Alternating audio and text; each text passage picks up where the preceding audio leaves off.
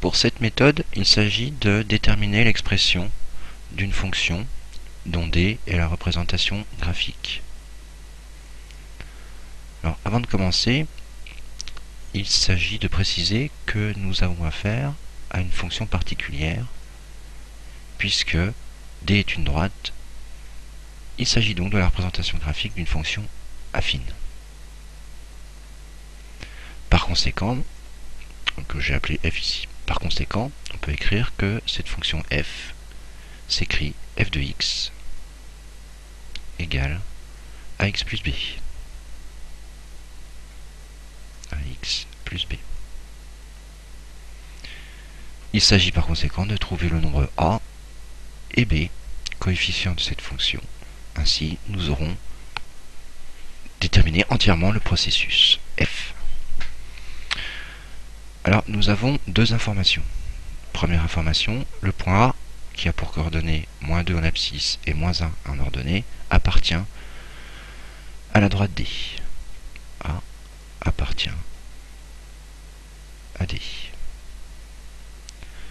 Par conséquent,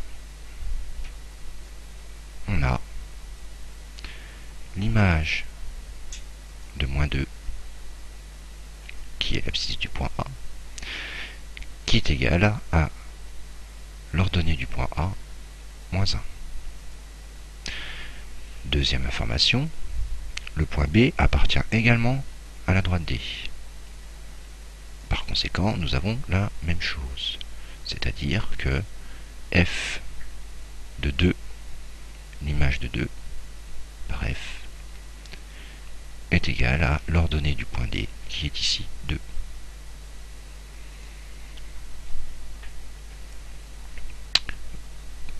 Pour trouver d'abord le coefficient A, je propose d'utiliser la propriété des accroissements proportionnels de x et de f de x. Nous avions établi la formule à cette occasion, f de x2 moins f de x1, le tout sur x2 moins x1, qui est égal à A.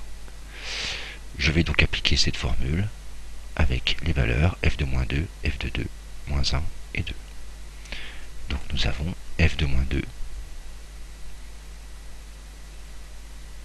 moins l'image de 2 sur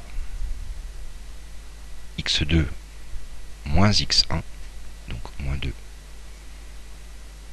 moins 2.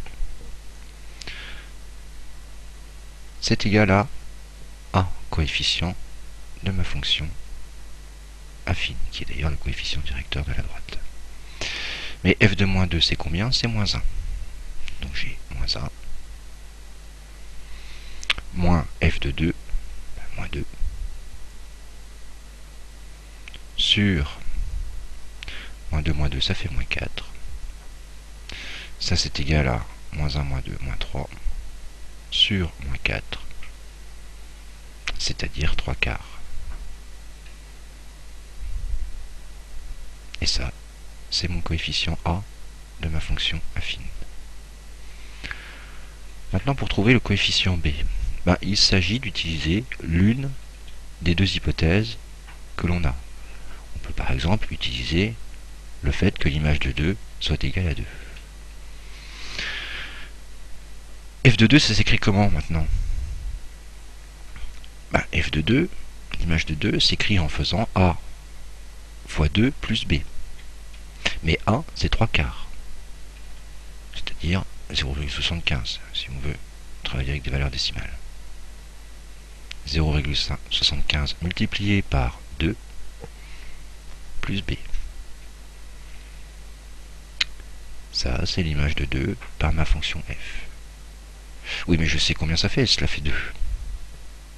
Donc, est égal à 2.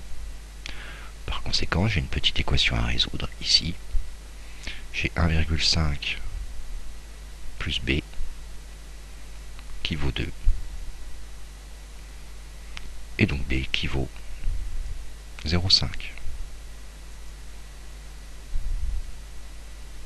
L'expression de ma fonction f est donnée par f de x égale 0,75x plus 0,5.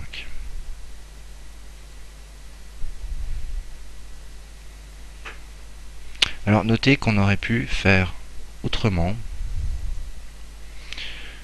que d'utiliser la formule des accroissements proportionnels d'une fonction affine. En effet, on aurait pu très bien résoudre un système d'équations.